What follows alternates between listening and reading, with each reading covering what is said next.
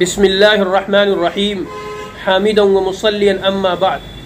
किसी के घर का पला हुआ कोई जानवर है और उसने ये नियत कर रखी है कि हम इसकी कुर्बानी कराएंगे, तो क्या मुतय्यन तौर पर उस जानवर की कुर्बानी कराना वाजिब है? तो इसका जवाब ये है कि वाजिब नहीं है। अब अगर किसी के घर का पला हुआ बकरा है या बकरी है या पड़वा है या कोई और कुर्बानी का जानवर है और उसने ये नियत कर रखी है कि हम इसकी कुर्बानी कराएंगे, तो अगर वो गरीब है यानी निसाब की मिकदार का मालिक नहीं है, तो चाहे तो वो उसकी कुर्बानी कराए, चाहे तो कुर्बानी न कराए, कोई गुनाह नहीं है, और चाहे तो वो उस जानवर को बेच दे। और अगर किसी के घर का पला हुआ जानवर है और वो निसाब की मिकदार का मालिक है, तो बहरहाल उस पर कुर्बानी वाजिब है। अब अगर वो चाहे तो उसी जानवर की कुर्बानी करे जो घर का पला हुआ है, और चाहे तो उस जानवर की कुर्बानी न करे, किसी और जानवर की कुर्बानी करे, उस पर कोई गुनाह नहीं है।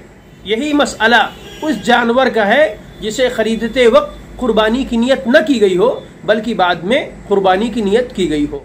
लेकिन अगर जानवर के खरीदते वक्त कुर्बानी की नियत कर ली गई हो, तो अब उस जानवर की कुर्बानी कराना वाजिब है, चाहे खरीदने वाला निसाब की मिकदार का मालिक हो, चाहे मालिक न हो, बहरहाल उस जानवर की कुर्बानी कराना वाजिब है। खुलासा कलाम ये हुआ कि तीन शक्लें बनती हैं। एक शक्ल ये है कि घर का पला हुआ जानवर है, दूसरी शक्ल ये है कि घर का पला हुआ तो नहीं है लेकिन खरीदा गया है, लेकिन खरीदते वक्त कुर्बानी की नियत नहीं की गई थी। तो अब इन दो शक्लों में सिर्फ नियत कर लेने से उस जानवर की कुर्बानी कराना वाजिब नहीं है।